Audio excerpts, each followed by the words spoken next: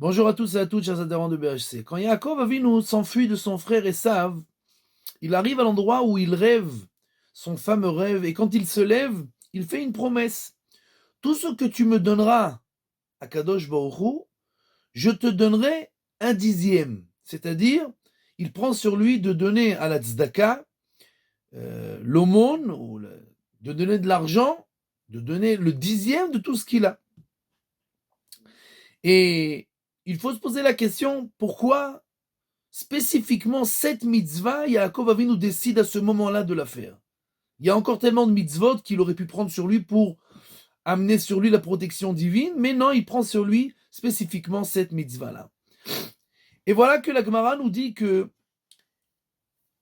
Rabbi Meir nous dit pourquoi si Dieu aime tellement les pauvres, il ne donne pas d'argent. Et Rabbi Meir dit pour que nous ayons le mérite de nous sauver de l'enfer, du Gehinam. Par le mérite que nous donnons, nous, de l'argent aux pauvres, alors nous sommes sauvés, nous, du Gehinam.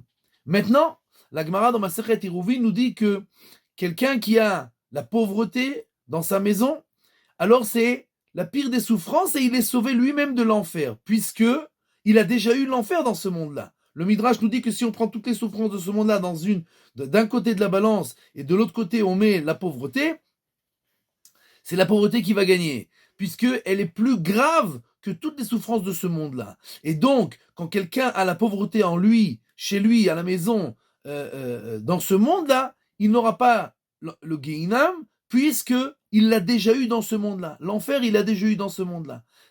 Maintenant, nous comprenons pourquoi Rabbi Meir dit que quelqu'un qui fait l'aumône, alors il sera sauvé de l'enfer, puisque lui, il a sauvé le pauvre de l'enfer, qui aurait dû être sa part dans ce monde-là, alors Mida Keneged Mida, lui aussi il est sauvé de l'enfer. Et maintenant, on peut comprendre ce qu'il dit Yaakov Avinu. Yaakov Avinu, quand il a dormi, il se réveille, il dit que cet endroit, c'est la porte du ciel. Or, à la porte du ciel, il y a deux chemins, un qui va au Gan Eden et un qui va en enfer. Et Yaakov a toujours peur d'avoir peut-être en lui une faute, et donc il dit, peut-être que j'aurai des fautes. Quand il revient pour rencontrer Esav, il écrit qu'il a eu peur. Rachid nous dit qu'il a eu peur, bien que Dieu lui a promis qu'il va le garder. Peut-être qu'il a fauté. Donc Yaakov a toujours peur d'avoir fauté. Mais il sait qu'il a une solution.